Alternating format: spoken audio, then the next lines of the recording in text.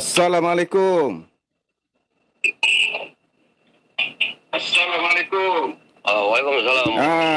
Sebelah sana jangan pasang suara sebelah sana. Off suara. Tengok live saja, off suara. Assalamualaikum Cik Ishak. Waalaikumsalam warahmatullahi. Terima kasih.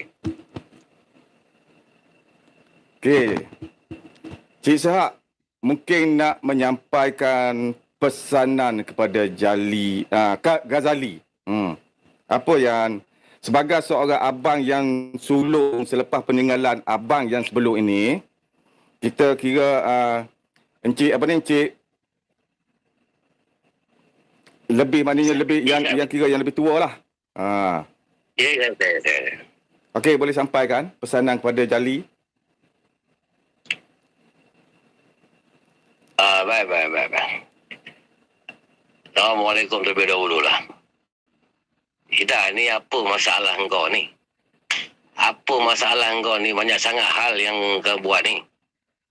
Aku dengar sampai pindah-pindah orang yang bukan-bukan ni. Apa cerita dia? Jadi ginilah. Aku ni pun dah malam-malam ni orang telefon ni. Jadi besok tunggu di Kuala Lumpur. Aku akan naik di Kuala Lumpur. Malam ni juga aku akan gerak ke Kuala Lumpur. Untuk berjumpa dengan kau. Kau standby kat sana. Jumpa dengan aku. Itu sajalah saya akan pesan untuk malam ni. Saya akan berjumpa dengan dia. Besok kau tunggu di Kuala Lumpur. Okey. Pas kepada Anwar. So, Ghazali. So, abang kau minta engkau untuk turun balik secepat mungkin sebab dia akan turun daripada Johor ke rumah engkau. Besok. Okey, mungkin Anwar nak bercakap, abang yang satu lagi nak bercakap. Assalamualaikum. Waalaikumsalam. Inilah saya bersama Ishak besok. Malam ni gerak ke Kuala Lumpur. Seperti apa yang dikatakan tadi, itulah saya pun nak cakap dengan si Ita ni, apa cerita sebenarnya ni. Hara sangat ni.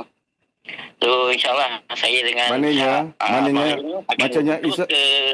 maknanya Ishak dengan Cik Anwar ni tonton live Jali malam ni. Macam mana dia buat fitnah pada ahli keluarga saya. Ya. So kita tengah lihat ni. So insyaAllah malam ni saya gerak. Saya gerak ke KL. So saya pun harap kita besok tunggu kat sana lah. Tunggu kat sana, kat KL, so kita boleh jumpa. Harap macam tu lah. Okey, doktor? Okey, terima kasih. Okey, Assalamualaikum. Waalaikumsalam. Okey, terima kasih semua. Untuk live special hari lain. Okey, sebab dua abang Ishak, Encik Ishak dengan Anwar memantau, menonton live Ghazali ni. Terlalu kuat kau fitnah aku, Jali. Kau tak ada bukti apa. Suara ni kau kena. Only Ghazali